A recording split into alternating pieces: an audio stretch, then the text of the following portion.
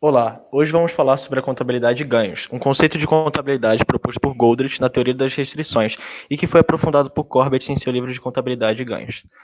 Devido às mudanças na sociedade, surge a necessidade de melhoramento contínuo nas empresas, mas para isso é necessário mudar a administração. Nesse cenário que Goldrich surge e fornece as ferramentas para essa revolução, a teoria das restrições.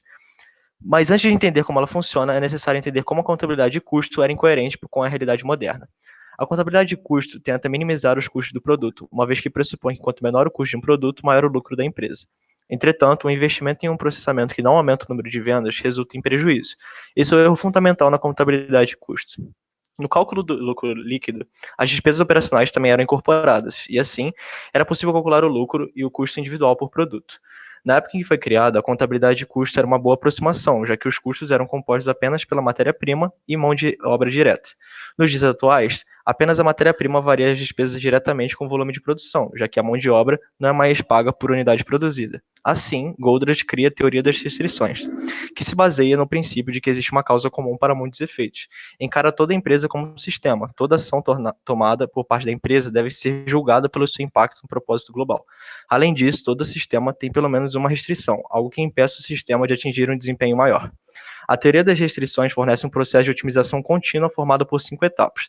A primeira etapa, identificar as restrições do sistema. Antes de reforçar qualquer elo, é necessário reforçar o elo mais fraco, pois é ele quem determina o máximo desempenho. Segunda etapa, decidir como explorar a restrição. E a terceira etapa, subordinar tudo para a decisão escolhida. Exigir rigorosamente aquilo que a restrição precisa e nada mais. A restrição dita o ritmo da produção, a fim de evitar o aumento do estoque em processo. Quarta etapa, elevar a restrição do sistema. E a quinta, se uma restrição for quebrada, no passo anterior, voltar para a primeira etapa, sem deixar a restrição causar inércia. No tópico de demonstrativos, vão ser discutida a construção desses demonstrativos contábeis para atacar de forma prática os conceitos da teoria das restrições. Vale ressaltar que estes demonstrativos são genéricos e não levam em conta as especificidades de cada organização. De forma inicial, é essencial elencar as despesas operacionais, ou seja, os custos fixos e custos relacionados à operação da organização, de acordo com o período que se deseja analisar. Logo depois, é feito um demonstrativo inicial, com os principais pontos, como observados nessa primeira tabela. Explicando alguns dados da tabela, o CTV são os custos variáveis, ou seja, os custos que variam de acordo com a quantidade produzida.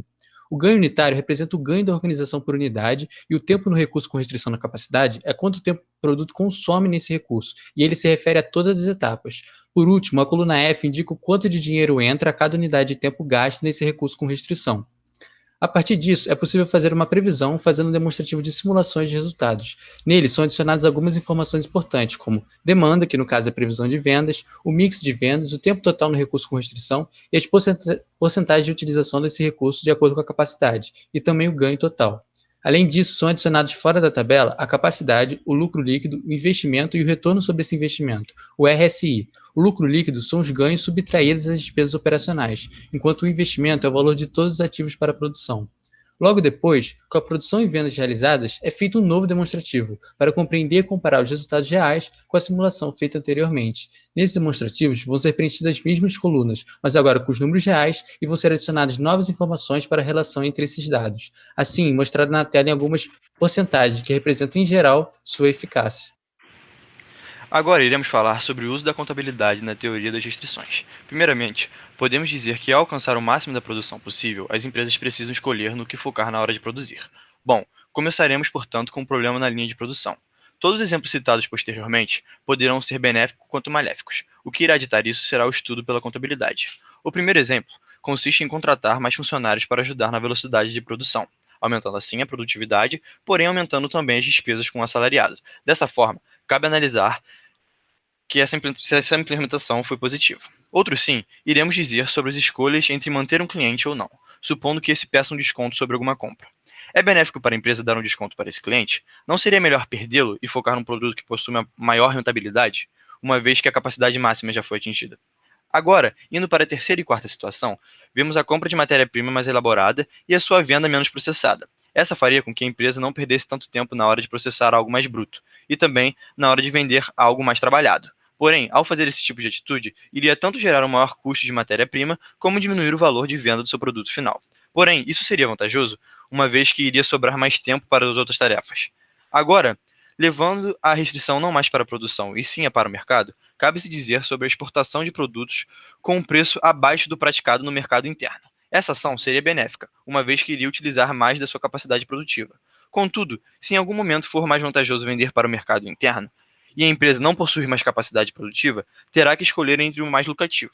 Porém, se essa tiver assinado um contrato com a empresa exportadora, terá que abrir mão do possível lucro. Em geral, a função da contabilidade gerencial é conectar a lucratividade da empresa com ações locais do gerente. A de custo refere-se ao custeio tradicional, como ABC. A de ganho relaciona o ganho, investimento e despesas operacionais. Nesse exemplo a seguir, a empresa e a estrutura são as mesmas, com a restrição no recurso C. O que muda é a metodologia para se achar o melhor mix de produtos visando maior rentabilidade. O ABC não conseguiu atender ao seu objetivo. A contabilidade de ganhos atingiu maior lucro. Ela não aloca custos, somente o ganho unitário do produto, tempo gasto na restrição e despesa operacional da operação. Um fator importante se entender é que as despesas de uma empresa não variam de acordo com o direcionador de custo. O custo varia quando é necessária uma maior capacidade de produção.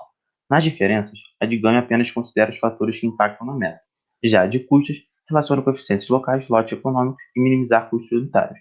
A maior crítica à contabilidade de ganhos é a relação que ela é orientada ao curto prazo. Os defensores do método ABC dizem que todos os custos são variáveis no longo prazo. Uma grande diferença na contabilidade de ganhos é que para cada decisão é necessário quantificar o impacto nas despesas e o lucro.